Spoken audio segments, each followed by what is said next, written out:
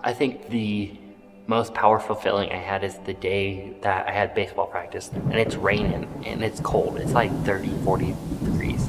I called everyone I knew. I left voicemails. I shot texts. And I'm sitting there thinking, am I really this worthless that nobody wants to come pick me up?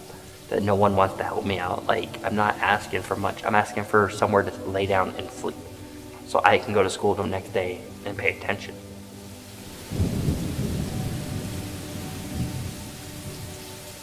So I was 18, my mom kicked me out, I lived under a rock, moved from Erie to here. After I moved here, I was in high school.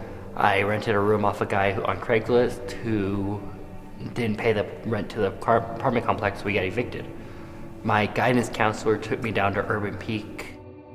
I went from Urban Peak a couple blocks down the road, there's a platform and a wall, and I lived there for about a year. We used to take a tarp and we'd pull it over, we'd pitch 2 sticks up, and then we'd make like a little hut here. And as long as the cops could see inside when they drove by, they didn't bug us. You know, you get into this lifestyle and you just stay in that lifestyle, keep going day by day to try and survive. And days turn into weeks, turn into months, turn into years. You're like, it's already been a year I was on the streets. So this is where I lived for about 6 months. I had a tent, some tarps set up, and I woke up down in the river one day after a really bad rainstorm. That's when I said I was done, I was over it, I'm not doing this no more. I ended up applying for different jobs that day, ended up getting an interview over at Dollar Tree. And while I was listening to the radio station that played Christian music on the way to the interview, it played 2 Christian songs back to back, and I broke down in tears after praying and saying, God, I'm done, give me your hand. I went from Dollar Tree to doing janitorial, to doing better paying janitorial. Every job was a little bit more money, and I just built my life up from there. And then George showed up. Hi, I'm George Saylor, pastor of Apex Church in Littleton, Colorado.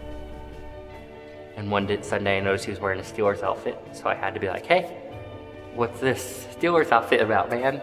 Like, where are you from? And I found out we're from the same town, and I've been going to Apex ever since. When God brought it to our door and said, feed and house the homeless in the suburbs because you have the place, you have the space, you have the facilities and the resources, we had to say yes.